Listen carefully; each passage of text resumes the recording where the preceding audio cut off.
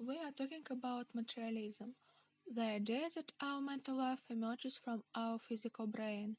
If you are listening closely, if you are thinking about this, I hope you acknowledge that this is an odd and irrational way. I don't expect you to believe it, at least not at first.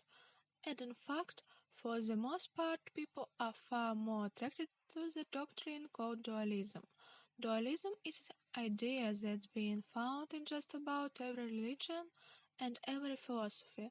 It's made explicit in Plato, for instance. But I think the most thoughtful and articulate defender of dualism was the philosopher René Descartes. Descartes believed that animals were material things. He thought that the doctrine of materialism was correct about non-human animals, but humans are different, Descartes argued. For humans there is duality. We possess two sorts of things. We are composed of two sorts of things. We are in part material, but we are also in part spiritual, separate, mental, psychological. In some ways that doesn't reduce to the material. He made two arguments for this, and they are both reasonably good arguments, at least quite persuasive at his time, and have persuaded many people and continue to persuade many people. The first argument for a non-material nature is that humans are capable of doing things that no machine, no material entity ever could. So it might surprise you to hear this, but Descartes in the 7th century was familiar with robots. He knew about the French royal gardens, which is like a 7th century Disneyland or Euro Disney, which had robots that react when you approach them or when you step on certain stones.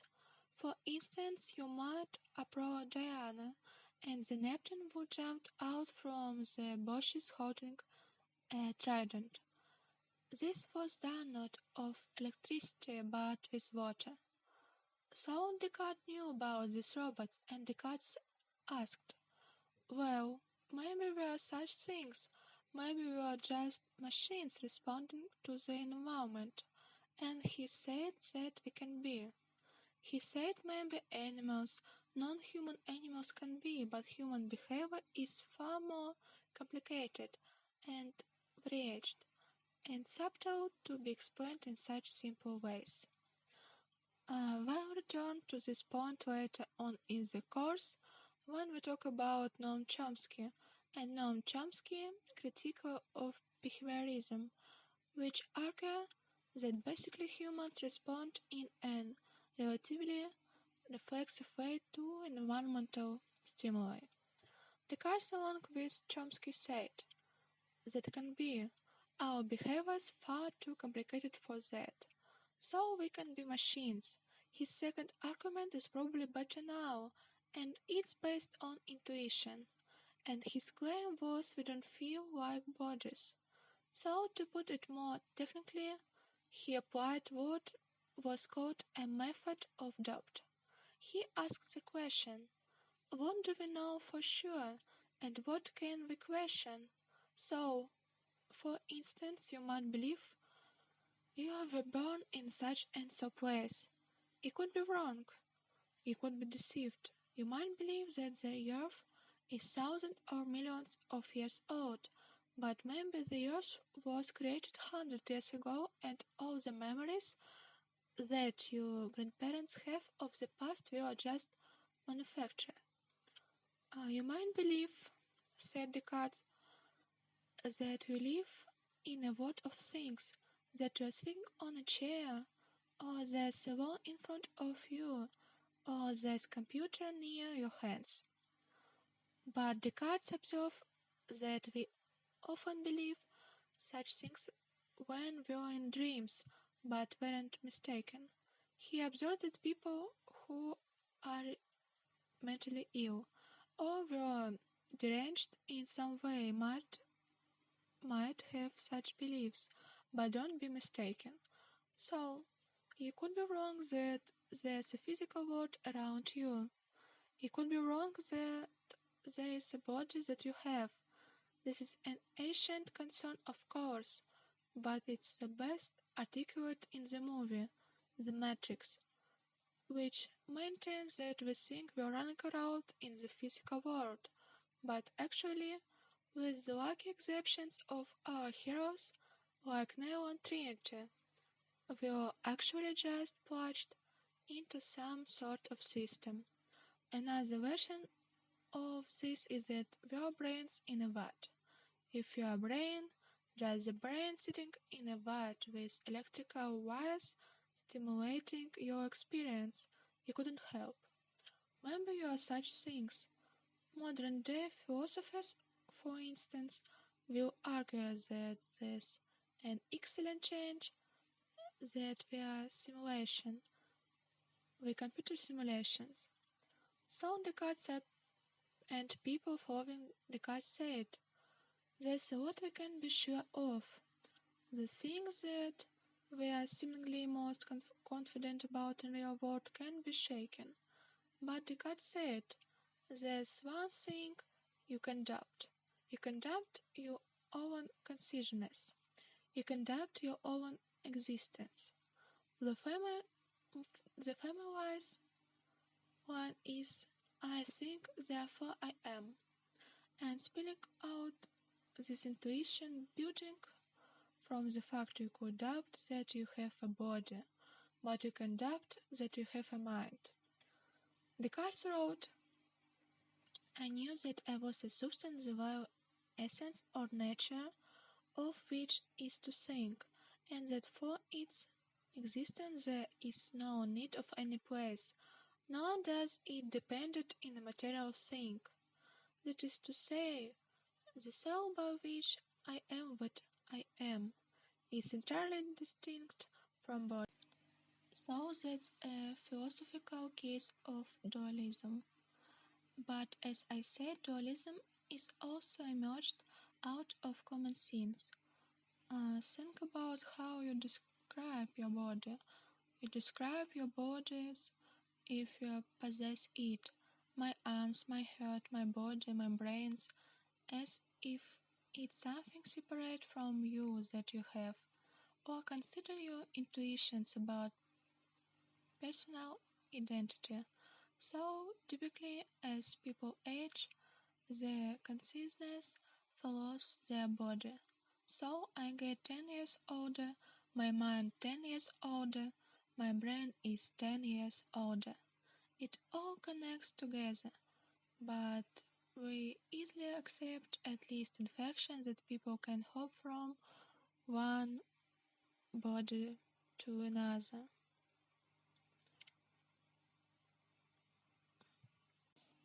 There are many comedies that involve body switching, body swap. There are movies that involve somebody going to sleep one morning as one person and waking up as another. We understand they're fiction, they aren't real, but they make sense to us. There's an intuitive rationale to this. We don't walk out of the theory and say, I'm totally confused what happened there. Rather, at least with our naive conception of the self, we accept that list of the possibility that you can hop from one body to another. None of this is limited to modern day movies. The most famous short story of history by Franz Kafka begins with the sentence, as Gregor Samsa awoke one morning from uneasy dreams, he found himself transformed in his bed into a gigantic insect. Metamorphosis involves the transformation and before that in Eleusis the characters are transformed. Some of the characters are transformed by an evil with into pigs. It's not of you took to people and turned them into pigs, rather it's much worse. They put them in the body of pigs. As the page goes, they had the head and voice and price and body of swine. but their minds remained unchanged as before. So they were pent there, weeping. Our conception that bodies are cells are separate allows us to accept the idea you had many people inhabiting one body. This is how many people think about multiple personality disorder, something we'll get to quite later on the course. It's also at the root of a idea that many people, both religious and non-religious, hold, which is the idea of demonic possession.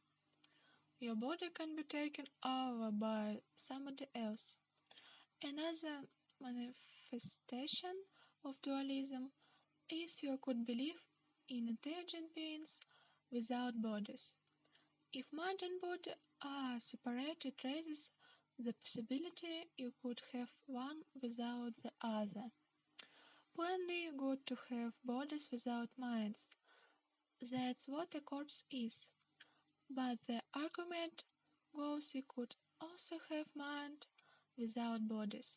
This is for instance what many people think about gods and angels, which are the material beings that can think, that can observe, that can act, but they don't have physical bodies in the same sense that we do.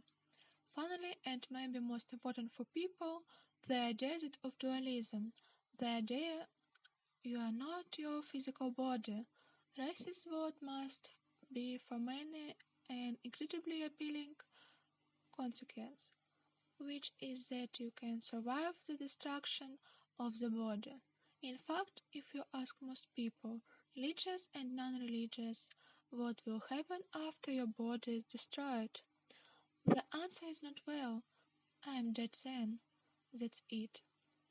It's the end of things. But rather the belief is that you can live on.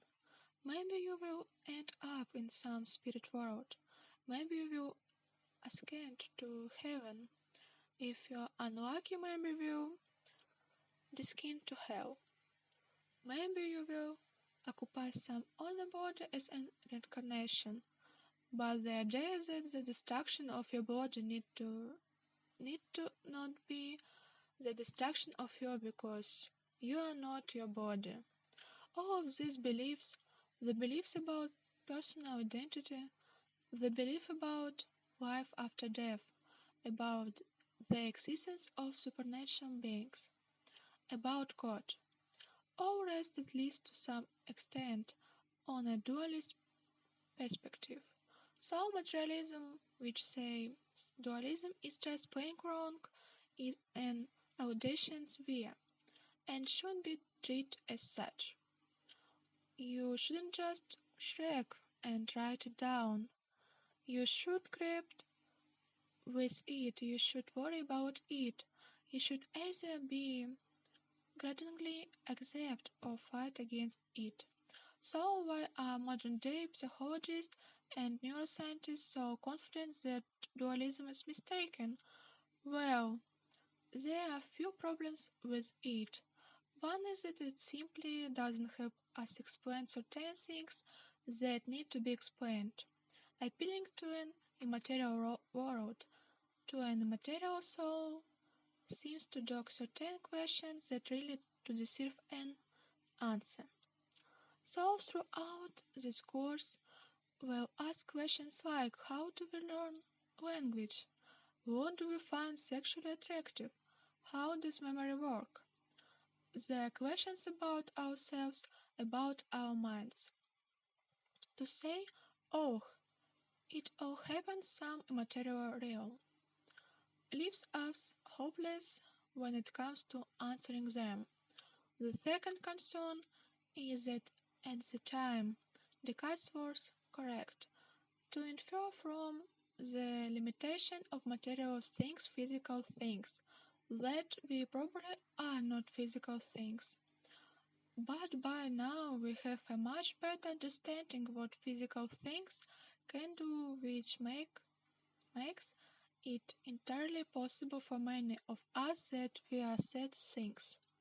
So I'm thinking instance of computers and robots. For Descartes, the idea that a physical things can do something as complicated as play a game of chess would seem ludicrous. But now, of course, we know that physical things, and if you're looking at a computer, you are looking at such a physical things, can do exactly that.